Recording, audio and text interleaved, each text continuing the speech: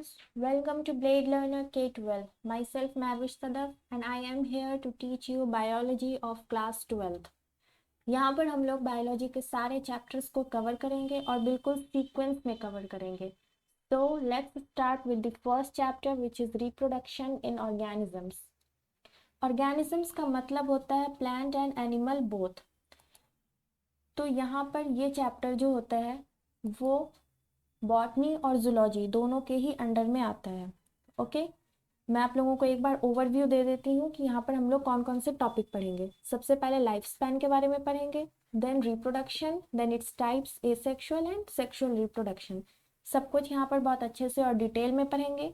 आप लोगों को सिर्फ ये वीडियोस देखनी है, अच्छे से समझ लेनी है और फिर एक बार एनसीईआरटी की बुक को रीड कर लेनी है, जिससे आप लोगों को सारे कॉन्सेप्ट बिल्कुल अच्छे से क्लियर हो जाएंगे. Okay, so without any delay let's start with lifespan. What is lifespan? Period from birth to death. किसी भी एक इंडिविजुअल का बर्थ से लेकर डेथ तक के बीच का सारे टाइम गैप को हम लोग लाइफ स्पैन कहते हैं. लाइफ स्पैन जो होती है वो person to person, organism to organism vary भी करती है. यहाँ पर दो बहुत अच्छे से टर्म आते हैं लाइफ स्पैन में.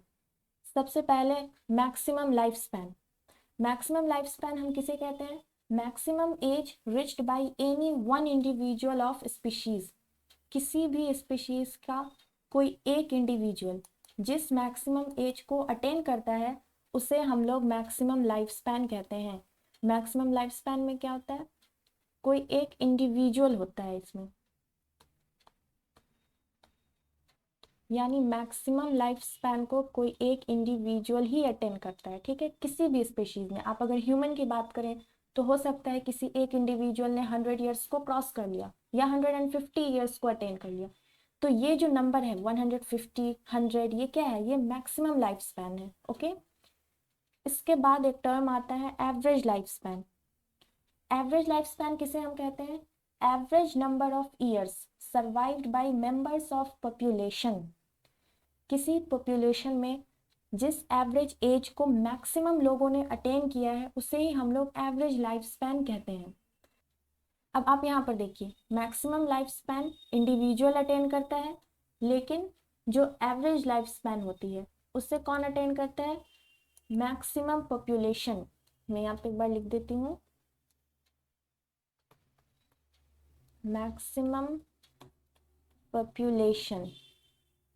अगर आप ह्यूमन की बात करें तो मैं किसी से पूछूं कि एवरेज एज क्या होनी चाहिए ह्यूमन की, तो आप कह सकते हैं 50 ईयर्स, 60 ईयर्स, 80 ईयर्स, यही कहेंगे. तो ह्यूमन के लिए एवरेज लाइफ स्पैन क्या हो जाएगी? 50 to 80 ईयर्स, यही एवरेज लाइफ स्पैन होगी ह्यूमन की.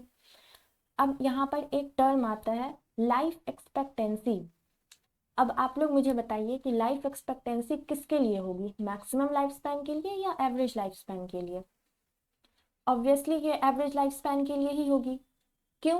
क्योंकि अगर आपसे कोई पूछता है कि एक्सपेक्टेड ह्यूमन की एज क्या होगी, तो कोई स्टूडेंट आंसर देगा 60 ईयर्स, कोई आंसर देगा 65, कोई 80 ईयर्स देगा. अब कोई 150 ईयर्स तो नहीं कह देगा कि ह्यूमन की एक्सपेक्टेड एज 150 ईयर्स है. तो लाइफ एक्सपेक्टेंसी किस चीज़ पर डिपेंड की? एवरेज लाइफ स्पैन पर. ओके, ये सारे टर्म्स क्लियर हो गए आप लोगों को. अब यहाँ पर जब आप एनसीईआरटी की बुक को रीड करेंगे तो आपको एक चीज़ दिखेगी, एक लाइन दिखेगी कि death of every individual is certain, that is no individual is immortal. कोई भी ऐसा इंडिविजुअल नहीं है जिसकी डेथ नहीं आनी है. Death is always certain. Okay, लेकिन यहाँ पे एक एक्सेप्शन है. किसके लिए एक्सेप्शन है? सिंगल सेल्ड ऑर्गेनिजम्स के लिए. क्यों ऐसा कहा जाता है कि सिंगल सेल्ड ऑर्गेनिजम्स जो हैं उनमें कोई नेचुरल डेथ नहीं होती है? सिंगल सेल्ड ऑर्गेनिजम्स, इसमें क्यों कहा जाता है कि कोई नेचुरल डेथ नहीं होती? इसका एग्जाम्पल हो जाएगा अमीबा. आप लोगों को मैं आगे डायग्राम के थ्रू क्लियर करूंगी इसे कि जब अमीबा का बाइनरी फिजन होता है तो उसमें होता क्या है कि एक अमीबा से दो डॉटर न्यूक्लियाई बन जाते हैं. इस प्रोसेस में हो क्या रहा है? एक तो एक सेल से दो सेल बन रहा है यानी सेल डिवीजन हो रहा है. दूसरा इसमें क्या हो रहा है कि एक अमीबा से दो अमीबा बन रहे हैं यानी रिप्रोडक्शन हो रहा है. तो यहाँ पे सेल डिवीजन और रिप्रोडक्शन एक ही साथ हो रहे हैं. मतलब सेल डिवीजन को ही हम रिप्रोडक्शन कह सकते हैं यहाँ पर, और रिप्रोडक्शन को ही सेल डिवीजन कह सकते हैं। इसीलिए यहाँ पर कोई नेचुरल डेथ कंसीडर नहीं की जाती। ओके, यही सिर्फ एक एक्सेप्शन है सिंगल सेल्ड ऑर्गेनिजम्स, बाकी सारे ही इंडिविजुअल को डेथ आनी ही है। ओके, अब हम लोग नेक्स्ट पढ़ेंगे life span of some organisms. आपने इस तरह का चार्ट एनसीईआरटी की बुक में देखा होगा।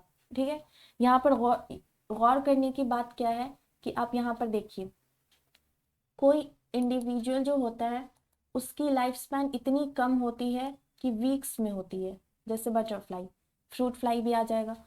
कोई ऑर्गेनिजम्स ऐसा होता है जिसकी लाइफ स्पैन ईयर्स में होती है, 200 to 300 ईयर्स। आप इमेजिन कर सकते हैं कितना ज़्यादा साल हुआ, इतना साल तो ह्यूमन की भी मैक्सिमम लाइफ स्पैन भी नहीं होती ह्यूमन की इतनी।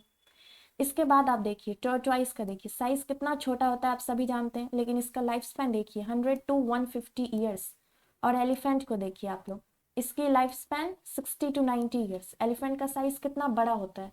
तो यहाँ पर हम बिल्कुल भी ये नहीं कह सकते कि कोई ऑर्गेनिज्म अगर छोटा है तो उसकी लाइफ स्पैन भी छोटी होगी, कोई ऑर्गेनिज्म बहुत बड़ा है तो उसका लाइफ स्पैन बहुत ही ज़्यादा होगी, ऐसा बिल्कुल भी नहीं होता है।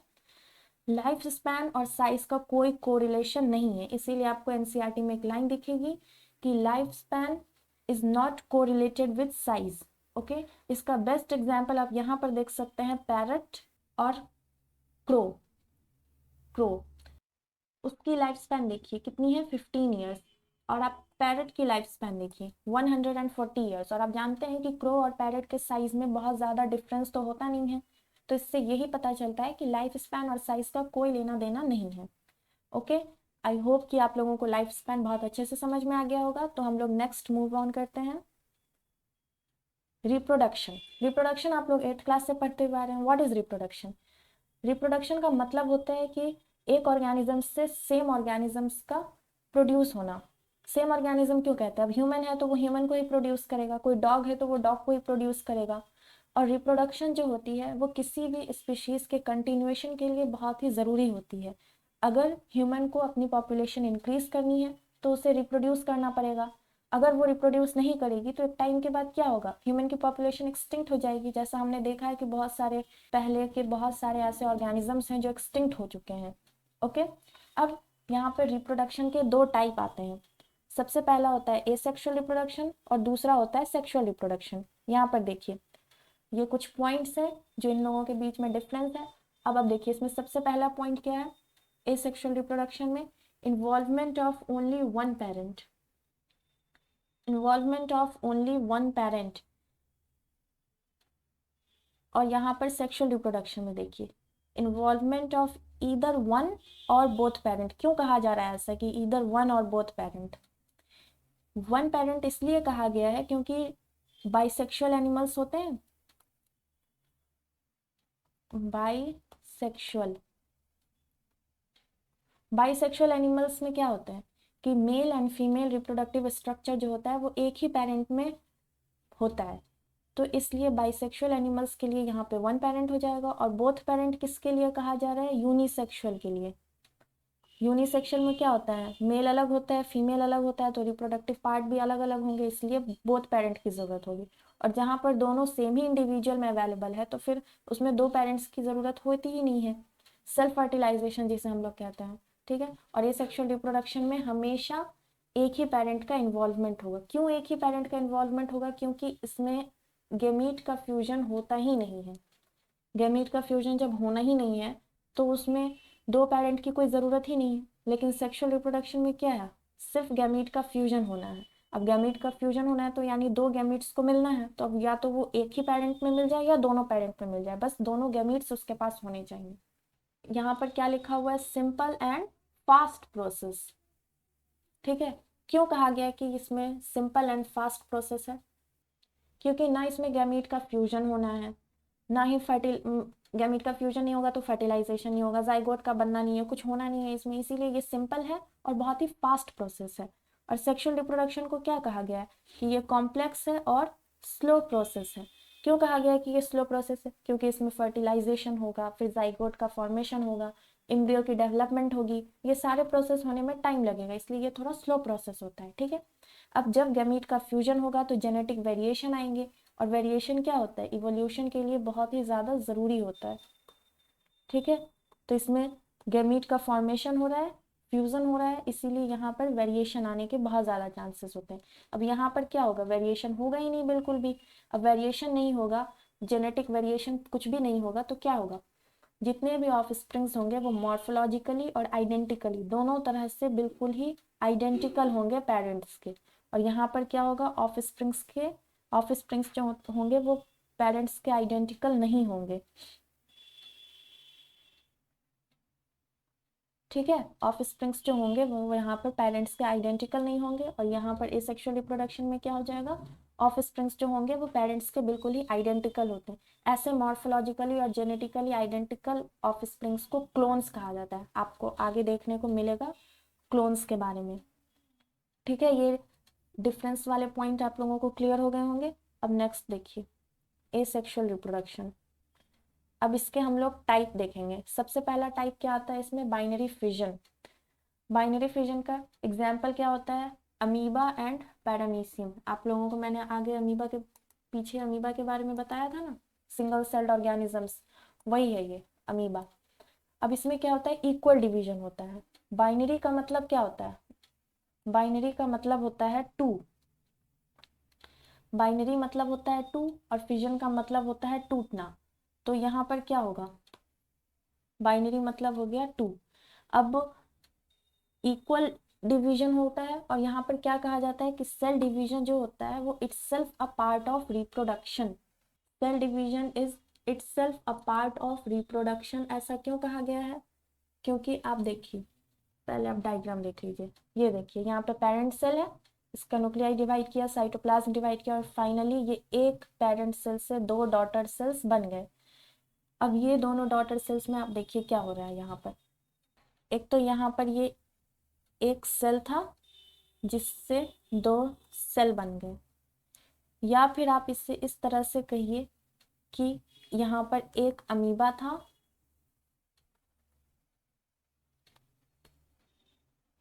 और ये क्या बन गया, यहाँ पर दो डॉटर अमीबा। अब देखिए दोनों चीज एक साथ हो रही है कि नहीं, तो यहाँ पर क्या है, cell division and reproduction are synonymous in these processes, या फिर इन दीज ऑर्गेनिजम्स हो रहे हैं ना। अमीबा से दो डॉटर अमीबा बन गए, रिप्रोडक्शन। एक सेल से दो सेल बन गया, सेल डिवीजन। इसलिए यहाँ पर क्या लिखा हुआ है कि cell division is itself a part of reproduction. ठीक है, समझ में आ गया होगा आप लोगों को। अब हम लोग नेक्स्ट पढ़ेंगे बडिंग। बडिंग में क्या होता है, पॉइंट्स देखिए आप। बडिंग में क्या होता है, अनइक्वल डिवीजन होता है। इसमें एक बड का डेवलपमेंट हो जाता है पेरेंट बॉडी पर, और फिर वो बड जो है बाद में अलग हो जाता है। लेकिन यहाँ पर जो डिवीजन होता है वो अनइक्वल डिवीजन होता है। आप इसका डायग्राम देख लीजिए एक बार। यहाँ पे आप डायग्राम देख रहे हैं, इसमें देखिए ईस्ट का ये डायग्राम है। यहाँ देखिए आप, बड का डेवलपमेंट हुआ, एक छोटा बड है एक बड़ा बड है, और यहाँ से दो डॉटर ईस्ट का फॉर्मेशन हो गया। एक ईस्ट से दो ईस्ट का फॉर्मेशन हो गया, इसे ही हम लोग क्या कहते हैं, बडिंग कहते हैं। ठीक है, अब ईस्ट हम जानते हैं ये सिंगल सेल्ड ऑर्गेनिज्म होता है। ठीक है, इसलिए इसमें भी क्या होता है, सेल डिवीजन जो हो रहा है, ये जो सेल डिवीजन है is itself a part of reproduction. ये रिप्रोडक्शन भी है और सेल का डिवीजन भी है।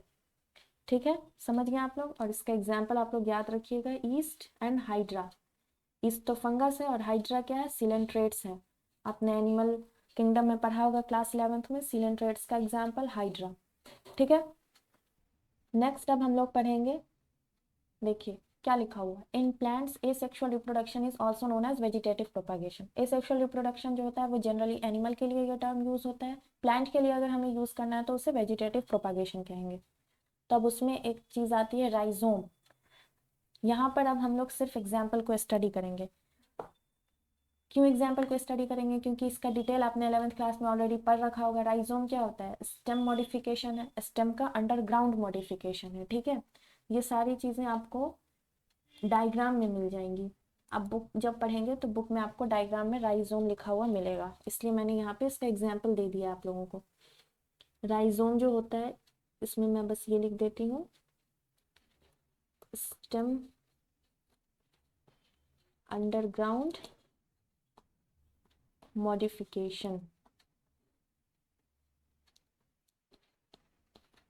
इसका एग्जाम्पल हो जाएगा जिंजर एंड टर्मेरिक।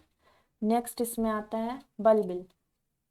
बल्बिल का आप एग्जाम्पल देखिए क्या है, ऑक्सैलिस। ये भी आपको डायग्राम में बिल्कुल अच्छे से मिल जाएगा। और यहाँ पर बल्बिल जो है वो एरियल मॉडिफिकेशन होता है, एरियल मॉडिफिकेशन। और ये भी स्टेम का ही मॉडिफिकेशन है। स्टेम में आप जानते हैं 3 तरह का मॉडिफिकेशन होता है, एक अंडरग्राउंड मॉडिफिकेशन होता है, सब एरियल मॉडिफिकेशन होता है, एरियल मॉडिफिकेशन होता है। सब में से मैंने एक एक एग्जांपल लिया, जैसे अंडरग्राउंड मॉडिफिकेशन में राइजोम हो गया, एरियल मॉडिफिकेशन में बल्बिल हो गया, नेक्स्ट सब एरियल मॉडिफिकेशन में ऑफसेट आ जाता है। और ऑफसेट जो होता है, इसका एग्जाम्पल आप लोग जानते हैं वाटर हायासिंथ। वाटर हायासिंथ जो होता है उसे टेरर ऑफ बंगाल भी कहते हैं। क्यों कहते हैं इसे टेरर ऑफ बंगाल? क्योंकि ये जो होता है वाटर हायसिंथ, ये एक तरह का वीड है, इन्वेजिव वीड्स है। यानी इसे खूबसूरती के पर्पज से इंडिया में लाया गया था, लेकिन ये इतना ज़्यादा इन्वेजिव हो गया कि एक्वेटिक लाइफ के लिए ये थ्रेट बन गया। क्योंकि ये क्या करता है, बहुत जल्दी जल्दी पानी में ग्रो करता है और वहाँ से जितना भी ऑक्सीजन होता है वो ये खींच लेता है, तो एक्वेटिक लाइफ को इसकी होने की वजह से परेशानी होती है, इसलिए इसे टेरर ऑफ बंगाल कहा जाता है। तो ये जो ऑफसेट है ये सब एरियल मॉडिफिकेशन है, सब एरियल मॉडिफिकेशन स्टेम का। आपने ये तीनों मॉडिफिकेशन क्लास 11th में बायोलॉजी में मॉर्फोलॉजी चैप्टर जो था उसमें अपने अच्छे से पढ़ा होगा। बहुत सारे इसके एग्जाम्पल्स और आते हैं, मैंने वो सब नहीं लिए हैं, जो भी डायग्राम में बस दिया हुआ था मैंने उसके एग्जाम्पल ले लिए हैं यहाँ पर। ओके, तो ये सब चीज़ें थी एसेक्सुअल रिप्रोडक्शन के टाइप। ठीक है, नेक्स्ट यहाँ पर मैं आप लोगों को लीफ बर्ड्स। लीफ बर्ड्स जो है ये एक एडवेंटेशियस बर्ड का मॉडिफिकेशन है, जिसका एग्जाम्पल क्या होता है, ब्रायोफाइलम। बहुत ही फेमस एग्जाम्पल है, आप बचपन से इसका नाम पढ़ते आ रहे होंगे, ब्रायोफाइलम का। इसमें क्या होता है कि लीफ पर एक बर्ड ग्रो करती है, और जब वो बर्ड जब ज़मीन पर गिर जाती है तो नए प्लांट का फॉर्मेशन करती है, तो यही हो गया लीफ बर्ड्स। ठीक है, ये सारे हो गए सेक्सुअल रिप्रोडक्शन के टाइप। नेक्स्ट हम लोग पढ़ेंगे इसमें some asexual reproductive structures. Asexually reproduce करने के लिए कुछ स्ट्रक्चर्स का फॉर्मेशन होता है जो सिर्फ एसेक्सुअल रिप्रोडक्शन में ही हेल्प करते हैं। सबसे पहला इसमें आता है ज़ूस्पोर्स। ज़ूस्पोर्स के बारे में क्या कहा जाता है कि ये जो होता है ये मोटाइल स्ट्रक्चर होता है, और जनरली आपको ये एल्गी और फंगस में ही मिलेगा, जो कि एसेक्सुअली रिप्रोड्यूस करने में हेल्प करता है। ठीक है, एल्गी जैसे आपने क्लेमाइडोमोनास के बारे में पढ़ा होगा, फंगस में तो ये आपको ऑलमोस्ट हर जगह मिल जाएगा, ज़ूस्पोर्स। ठीक है, नेक्स्ट आता है इसमें कोनिडिया। कोनिडिया जो होता है ये थिक स्ट्रक्चर होता है और नॉन मोटाइल स्ट्रक्चर होता है, ये भी एसेक्सुअल रिप्रोडक्शन में ही हेल्प करता है। पेनिसिलियम इसका एग्जाम्पल है। आप बता सकते हैं ये फंगस के किस टाइप में आता है पेनिसिलियम? एस्कोमाइसिटीज में। ये किस में आता है? एस्कोमाइसिटीज में। ठीक है, नेक्स्ट आता है इसमें गेम्यूल्स। गेम्यूल्स जो होता है ये इंटरनल बर्ड का डेवलपमेंट होता है इसमें, और ये आपको स्पंजेस में मिल जाएगा। स्पंजेस किस में हो गया? पोरीफेरा। एनिमल किंगडम में आपको मिल जाएगा, सबसे पहला फाइलम जो है वो पोरीफेरा है, उसमें स्पंजेस उसको कहते हैं। वहाँ पर गेम्यूल्स का डेवलपमेंट होता है जिससे एसेक्सुअल रिप्रोडक्शन होता है। ठीक है, अब आप एक चीज़ ध्यान में रखिए कि एसेक्सुअल रिप्रोडक्शन जो होता है वो कॉमन किस में होता है, तो जो सिंगल सेल्ड ऑर्गेनिजम्स होते हैं आपने अभी देखा। इसके बाद प्लांट्स में मेनली ये कॉमन होता है, आपने देखा, मैंने वेजिटेटिव प्रोपागेशन का एग्जाम्पल दिया था। इसके अलावा वैसे एनिमल्स जिनका सिंपल ऑर्गेनाइजेशन होता है, जैसे कि मैंने यहाँ पर स्पंजेस के बारे में आप लोगों को बताया। सिंपल ऑर्गेनाइजेशन में किस में आएगा, जैसे कि पोरीफेरा, सिलेंट्रेट्स, ये सब जो होते हैं ये सिंपल ऑर्गेनाइजेशन वाले होते हैं। पोरीफेरा, सिलेंट ट्रेड्स, यहीं आपको सिर्फ एसेक्सुअल रिप्रोडक्शन देखने को मिलेंगे। इसके अलावा आपको हायर एनिमल्स में कभी भी एसेक्सुअल रिप्रोडक्शन देखने को नहीं मिलेगा। तो आई होप कि आप लोगों को ये वीडियो बहुत अच्छे से पसंद आया होगा, आपको बहुत अच्छे से सब कुछ समझ में भी आ गया होगा। तो फिर अब हम लोग मिलते हैं अगले वीडियो में, तब तक के लिए stay tuned. Okay, bye bye, thank you.